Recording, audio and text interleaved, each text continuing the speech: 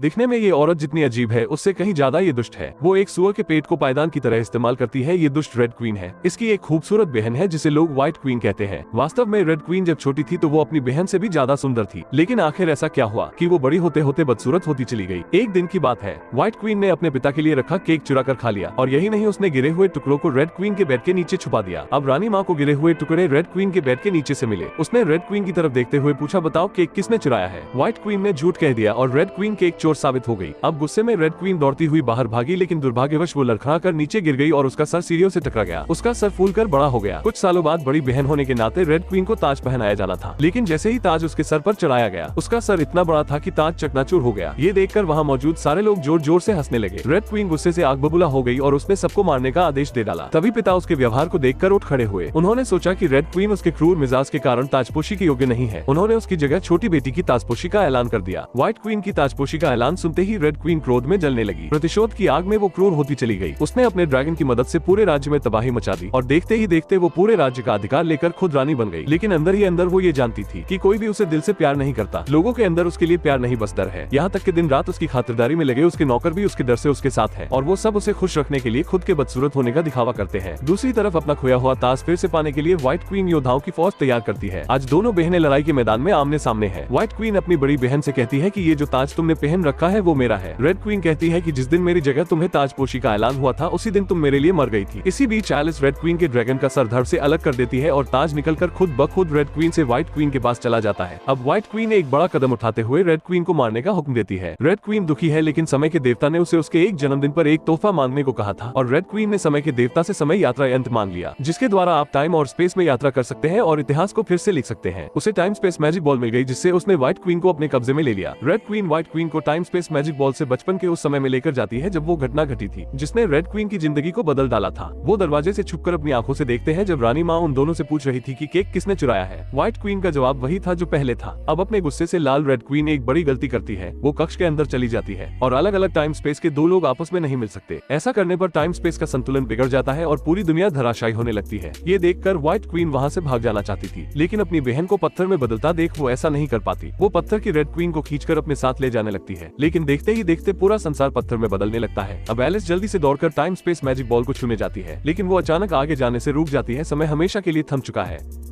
शून्यता व्याप्त हो ही गई थी कि सौभाग्यवश टाइम स्पेस मैजिक बॉल से एकदम से एक ऊर्जा उत्पन्न होती है, जिससे पुनः समय अपनी वास्तविक स्थिति में लौट आता है। रेड क्वीन जाग जाती है। व्हाइट क्वीन खुशी से अपनी बड़ी बहन के हाथों को थाम लेती है। ये सब होने के बाद उसे अपनी गलती का एहसास हो चुका है। वो अपनी दुखी बहन को दुख से देखती है। वो उससे कहती है कि हाँ दीदी, मैंने ही केक चुराया, फिर झूठ बोलकर तुम्हें फंसाया था। मुझे माँ से सच कहना चाहिए था। मैं इस बात के लिए बहुत दुखी हूँ। दोनों के बीच की लड़ाई इसी क्षण खत्म हो चुकी है। यूँ तो रेड क्वीन बहुत क्रूर थी, लेकिन उसने दोनों के बीच इतने मतभेद होने के बाद भी कभी भी व्हाइट क्वीन को नुकसान नहीं पहुंचाया था। आज दोनों को ही अपनी गलतियों का एहसास हो चुका है। अब दोनों बहनें एक दूसरे को गले से लगा लेती हैं। सच है, कभी कभी सिर्फ एक झूठ या एक गुस्से में उठाया गया एक कदम हमारी जिंदगी को तबाह करने के लिए काफी होता है।